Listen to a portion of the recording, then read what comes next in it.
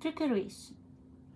In order to achieve a correct pushing off movement, the finger should be placed as close as possible to the surface or on the surface. The wrist raises slightly on breath in, not as much as we would do for non-legato, maybe halfway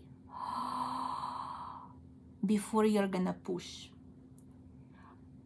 The second stage and the last one is pushing off. With the quick movement, the finger bounces off the bottom of the key while the wrist instantly rises up. The wrist performs the function of a spring. The wrist moves up and forward, relaxing immediately.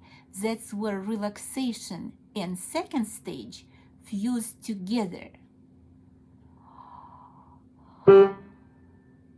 Fingers still close to the surface. And then we prepare back to the key. And this time, our preparation again is the same as relaxation. They blend together.